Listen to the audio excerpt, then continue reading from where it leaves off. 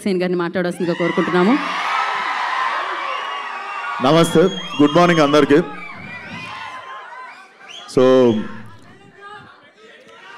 Good morning అందరికీ. Firstly సినిమాని support చేయడానికి వచ్చిన మీడియాకి thank you so much. And అలాగే సినిమాని సపోర్ట్ చేయడానికి వచ్చిన హీరో అనిల్ రావుపూడి గారికి,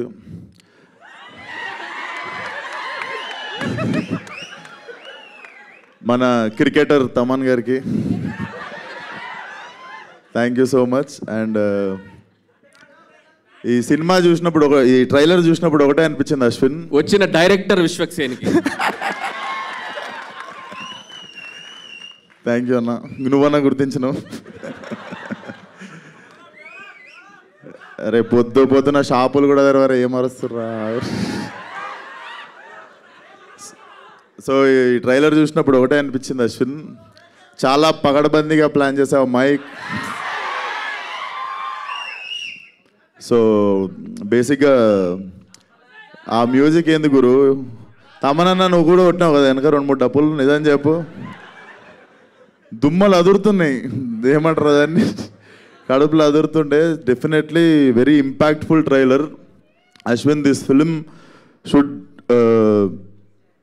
ఇది ఉండిపోవాలనుకుంటున్నా నీ కెరియర్లో. లైక్ బిఫోర్ హిడింబ కాదు, శివం బజే, బిఫోర్ శివం బజే, ఆఫ్టర్ శివం బజే అవ్వాలనుకుంటున్నా నీ కెరియర్లో.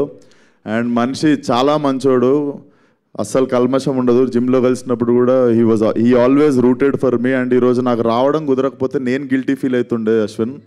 So this film should create a new mark in your career.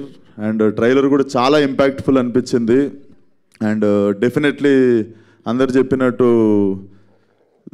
Trailer చూసినప్పుడు నాకు కూడా అనిపించింది there is some power behind this అని చెప్పి. సో అది శివుడు అనుకుంటున్నా. అండ్ August 1st ఆడియన్స్ అందరు కలిసి అశ్విన్కి బర్త్డే గిఫ్ట్ ఇస్తారు అనుకుంటున్నా బాక్స్ ఆఫీస్తో. So thank you so much, keep supporting cinema. Thank you so much. Same question శివుడు, ఆయన మాట్లాడినారు, ఆయన స్పీచ్ కొంచెం హోల్డ్ చేస్తున్నారు అనమాట. బిఫోర్ ఆది గారు మాట్లాడే ముందు విశ్వక్సేన్ గారు మీరు చెప్పండి, శివుడి పాత్ర ఎవరికి? అంటే ఆల్రెడీ బాలేబాబు గారు అని చెప్పారు. మేము మళ్ళీ ఆ ఆన్సర్ని మేము తీసుకోదలుచుకోవట్లేదు, వేరే ఆన్సర్ ఏదైనా మేము లాక్ చేసేసాం ఆ ఆన్సర్. అక్కడ నేనే చేస్తా.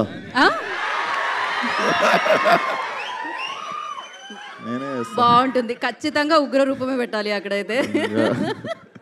ఓకే, సో శివుడు అనగానే మీకు లైక్ ఏం గుర్తొస్తుంది? అండ్ మీ లైఫ్లో జరిగిన? నాకు డెఫినెట్లీ గామి గుర్తొస్తుంది. ఎందుకంటే నేను వారణాసిలో ఒక 15 రోజులు అఘోరా పాత్రలో తిరుగుతుండే. అప్పటికి ఇంకా ఫలక్నామా దాస్ రిలీజ్ కాలేదు. ఈ నగరానికి ఏమైంది, రిలీజ్ అనౌన్స్మెంట్ అయింది అంతే.